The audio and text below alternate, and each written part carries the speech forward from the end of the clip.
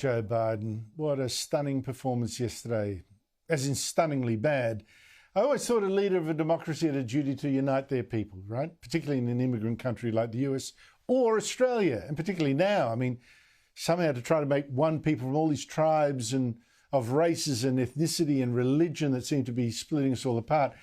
They should be talking up their country and reminding people of what unites them instead, in the very woke way that we see here too.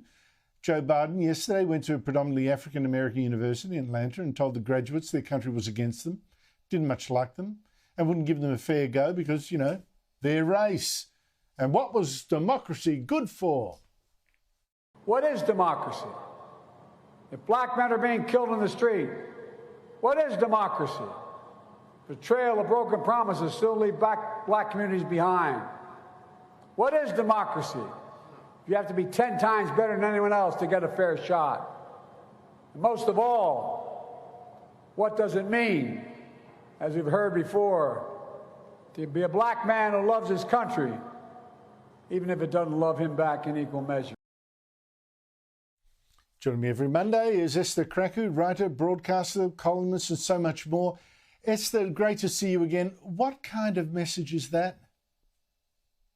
It's not exactly the best sales pitch you would expect for someone running for re-election. But Joe Biden, we have to remember, is in Morehouse College, which is a college in the state of Georgia, which is one of the key swing states that the Democrats are actually seeing nudge more and more towards Donald Trump, even though it was key in securing his victory back in 2020. Now, it's easier to basically talk about grievance politics and to talk about things that will make people angry instead of talking about aspiration, because once you talk about aspiration and prosperity and success and autonomy, people start taking a closer look, particularly on the Democrats' record on education, on immigration, and particularly how decades of basically Democrat rule in the black community in the US has really stagnated their progress. So of course he has to do this. I mean, the speech was completely shambolic. These students are paying, you know, around $50,000 to go to that college. You don't really want to be told that after spending all that money, the country that you're hoping to succeed in is against you.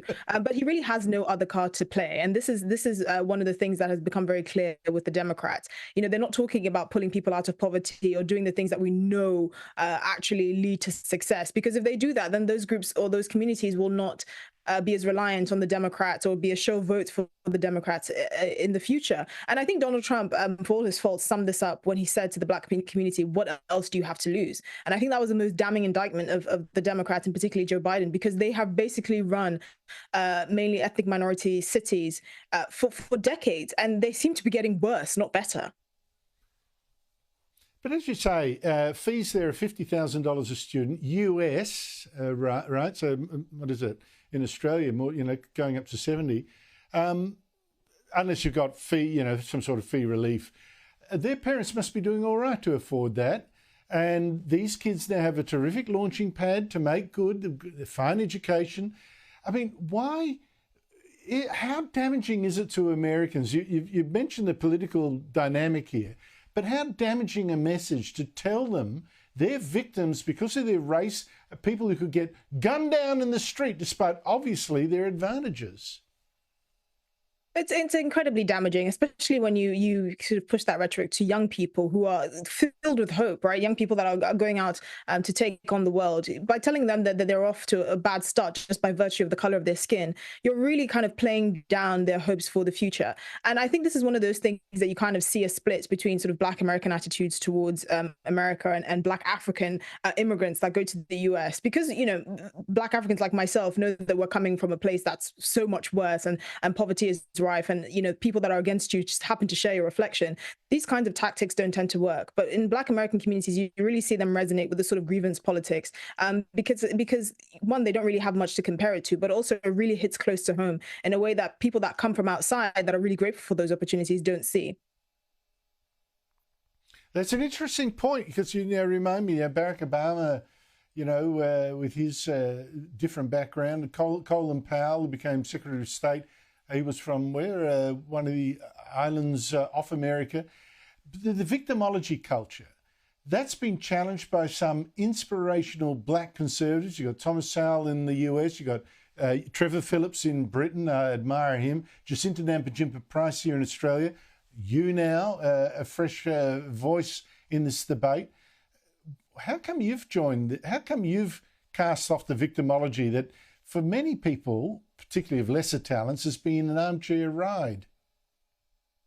Well, I think it's a bit of a reality check, having lived in another part of the world. When you grow up in a place like sub-Saharan Africa, when you realize the people that are holding you back because of corruption and other sort of malicious state actions happen to share your reflection, you don't really kind of jump on the bandwagon saying, actually, it's the white man holding you back. And I think one of the things that many immigrants do try and tell a lot of Westerners, particularly in Britain, the US, Australia, is that you should make the most of the opportunities that you have, because you could be somewhere else where those opportunities simply don't exist, and they happen to be because of the people that look like you. So actually, a lot of the problems that face these communities transcends race, but unfortunately, American politics hasn't really progressed that far yet. It's incredible. The progressives are actually quite regressive.